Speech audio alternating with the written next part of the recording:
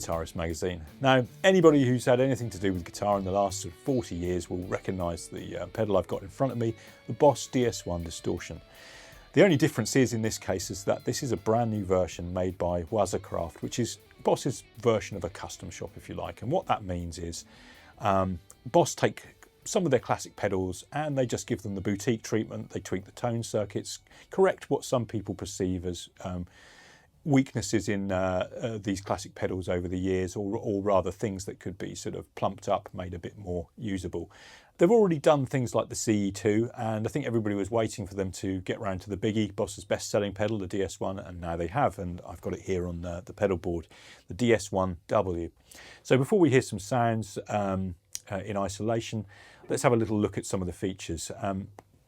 The big change here is, I mean, the controls are very much as they were with the original, and the look and the styling, everything like that is similar. So you've got a distortion level knob, you've got a level to set the overall volume, and you've got your tone as well. So it couldn't be much simpler than that.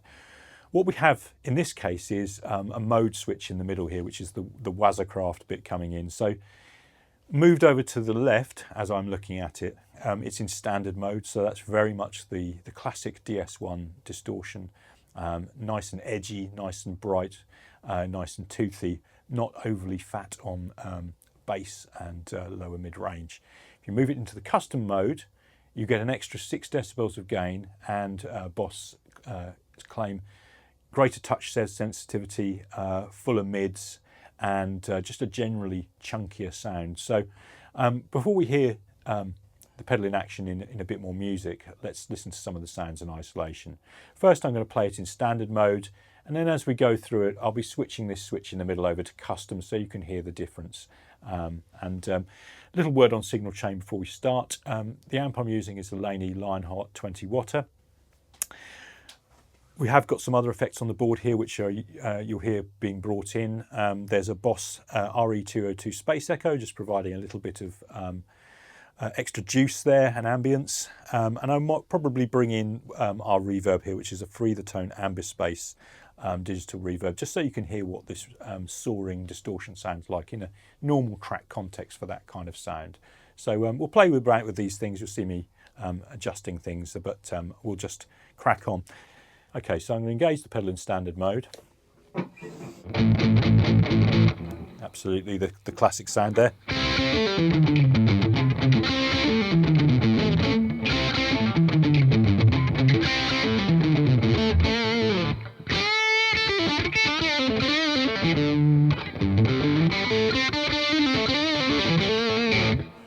Okay, if I switch that over, that's a sort of, good general distortion sound there I've got it set up with. Let's switch it over to custom mode so you can hear the difference.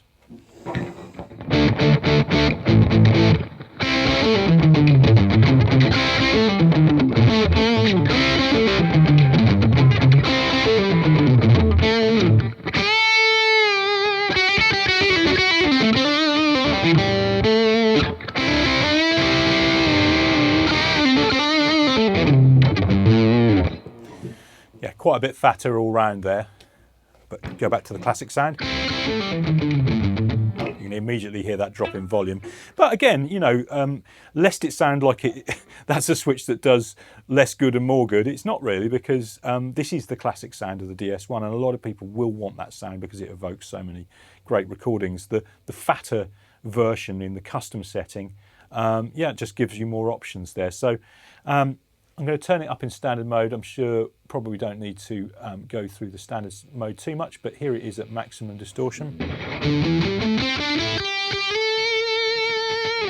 Let's just hear that with a little bit of reverb.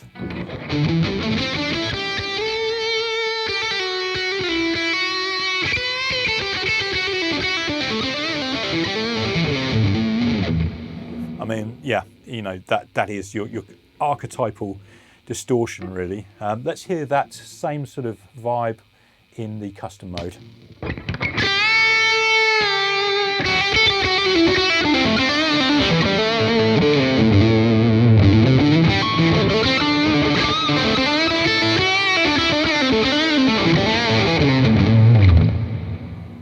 Interesting, you'll just hear those pinched harmonics just pop out a little bit easier in the custom mode there, just richer and gainier all round, really. couple of things to note about this. The LED, which tells you whether the pedal's engaged or not, actually says check above it, which is a little bit mystifying at first. Boss have put that there intentionally because when the pedal isn't plugged into a power supply, you can use that LED to judge how much juice is left in the battery. Basically, it will dim down as the battery sort of runs out of power. So you could regard that as a little bonus feature.